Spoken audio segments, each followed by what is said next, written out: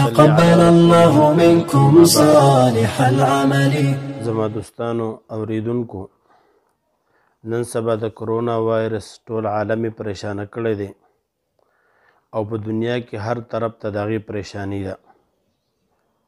احتیاطي تدابیر منګه ډیر زیات کوو، لاس نه میلاو خو غاړې نه میلاو خو، لیکن د دې احتیاطي تدابیرو سره منګه تاسو له هغه مسنون دعاګانې لازمي طور چې کوم دی کول پکار دي، کوم مسنون اعمال چې نبی علیه السلام مبارک ښودلی دي.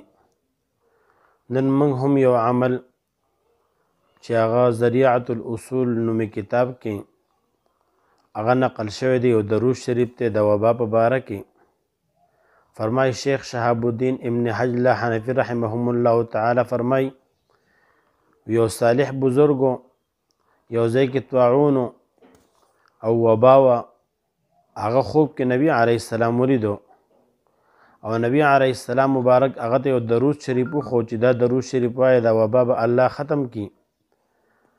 چې کله د خوب نه را بیدار شو د درود شریف خلقو ته وښو، خلقو چې کله دا درود شریف شروع کو الله جل جلاله هغه وبا ختمه کړه. دغه درود شریف انشاءالله د دې ویډیو سره په سکرین باندې به هم او زه ویم هم تاسو چې کوم دی هغه ډېر نه زیات وایې د پاره دی چې ټول انسانان د دې وبا نه بچ شي، الله جل جلاله دا وبا ختمه کړي.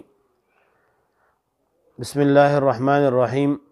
اللهم إنا نعوذ بك من الطعن والطاعون وعظيم البلاء في النفس والمال والأهل والولد. الله أكبر الله أكبر الله أكبر مما تخاف وتحذر. الله أكبر الله أكبر الله أكبر عدد ذنوبنا حتى تغفر. الله أكبر الله أكبر الله أكبر وصلى الله على محمد وآله وسلم. الله أكبر الله أكبر الله أكبر.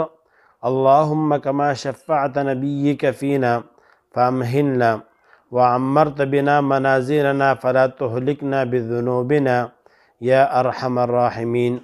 دا دعا و درود شریفو چې ما تاسو ته ان شاء الله په سکرین باندې هم راشي، په خپل هم زیات د ویلو اهتمام کوئ او مرګرو سره هم دا شیر کې مرګرو ته هم وایي چې د دې مصیبت په وخت کې د دې زیات اهتمام کوي. وما علینا الا البلاغ.